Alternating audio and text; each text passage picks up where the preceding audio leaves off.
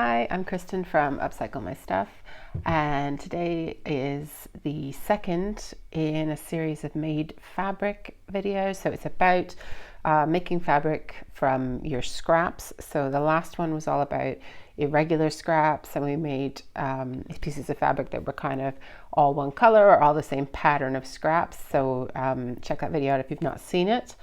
Today we're going to be doing what to do with selvages. So I have got always a couple of containers. This is like an old Nutella jar of selvages, and then when that gets full, I've got another box of them, and I just save them. So I've found that it's best if I do this on a backing of some sort. So this, for example, is a great big piece done on some quilt batting. And then I've also got some bits done on foundation paper. This is a great big long piece. It's for a particular project. Same with these for particular projects. I'll show you both, but basically the advice is for me is to sew onto some kind of backing, because basically these are already thin, weaker bits of the fabric, the selvage edges, but they're quite pretty. They have like some of them have numbers with the colors of the fabric. They've obviously got words. There's lots of other things you can do with these. You can cut out little bits of selvage edges and use them for applique on things. I'll probably do that another time, but basically what I'm going to do today is show you how to make a big panel and then some of those smaller pieces. So depending if you want to do something for, so this is just like literally like, let's make some fabric out of our selvages, and then when we want to use it for something, we'll cut it to size, right? So this could be a panel in the front of a bag, or you could just fold it over and make a bag. I've made this little pouch. I still have to put the fastening on it, but this is just like a little pouch with there's particular things I want to bring in my purse, like a little hand sanitizer and stuff. So that's what that's for. I'm just going to cut this thread while I'm here, so I've noticed it anyway. So you can do all sorts of stuff with them, like small things like this or bigger things. These smaller ones are for a particular quilt pattern that I'm working on, which I will do another video on and show you when I get further along with that. But for now, I'm going to show you how you can make these, both these kind of things, where you can do it for a panel size and a sort of smaller size if you know a smaller size you want to use in a particular project, like particularly for a quilt block. Okay, let's get to it. Okay, so you're going to start with your selvage edges, cut however you cut them. So some people would have a little bit of the colorful fabric left there, and for some it is as close to that edge as they can get, so it's just that pure selvage edge is getting cut off. Either way, lay it down on your backing. In this case it's the quilt batting, and you want to sew as close to the edge as you can. So the top edge of the selvage is there. So I don't have a measurement for you, as close as you're comfortable doing without like falling off the edge. You want to keep the stitches on top. When I'm doing it on quilt batting, I set my stitch length at 3, just because I think it's a little bit prettier, and I'm not taking it off the batting. It's not like a foundation thing. So if I'm using the foundation paper method, then I would be setting my stitch length a bit shorter, and I'll tell you about that when we get to it. So you put your second selvage edge down, overlapped onto the first one, and you're going to again go as close as you can to the top of the selvage. So it's basically repeating that same process. I'm just clipping off the ends here, and then you just keep on adding one after the other, making sure you're overlapping it enough so you're sewing through both pieces, but not so much that you're obviously covering everything up on the selvage edge before, because the point is to see some of the pattern and the words and excuse me, some of the quirky kind of colors and things. So I will speed this up for you so you can see how it goes.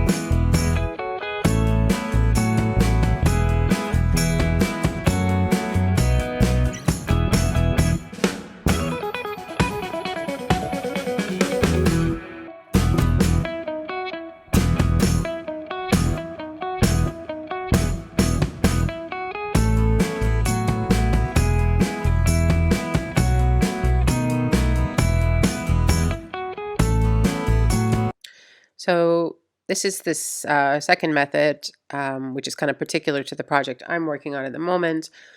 So I've got two pieces of paper just because it's easier to work with, two at a time, that are cut to the size I need for a particular quilt block that's in this quilt pattern that I am working on.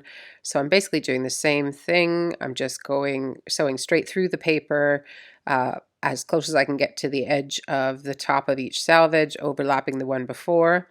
The only difference is, because it's not on the batting as the backing, it's on this, this is actually printer paper, but it would be the same with foundation paper. I've set the stitch length at 1.5 so that it perforates the paper more, and that makes it easier to tear it away. It's still going to be difficult with the way I'm going, what do you call this, horizontally, I guess, across the paper. There's going to be lots of little bits of paper to pull away, so I'm not recommending you go and do it like this if you don't have a particular purpose. But it was just to kind of show you that you can, as well as doing large, great big pieces of fabric with your selvage edges, you can also get a bit creative and think about, you know, if you had a particular foundation paper pattern or a piece of a quilt block that you thought it would be cool to do part of it in the selvage and the other part in a solid or something, then you could do this. But just be wary that there is a risk when you pull that paper off that you could pull those stitches away as well. So you need, this becomes a little bit more fiddly. Obviously, when you're doing it on the quilt batting, you're not going to be taking it off. You're going to be probably adding something to it, some more stitching to make it more secure. Whereas this is a bit different. So, but otherwise, the method is pretty much the same. And I'll speed this up as well so you don't have to watch the whole thing.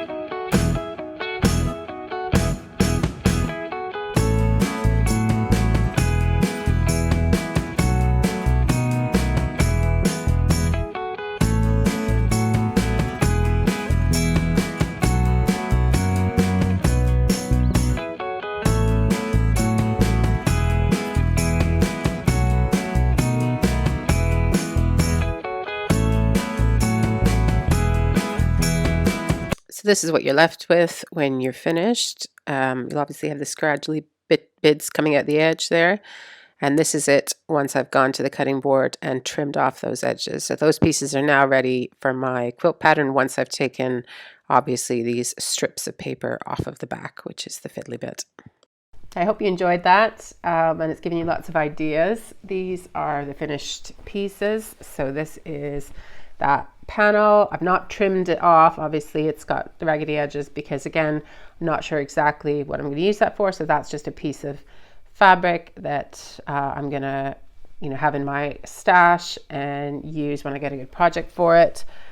And these are cut to a particular size for this quilt project that I'm working on. So I've done them on, it's actually printer paper, probably foundation paper, which is thinner, would be better, but I just reuse old paper. So anyways, so that's what they end up looking like. I think it's really pretty. You can do it totally random.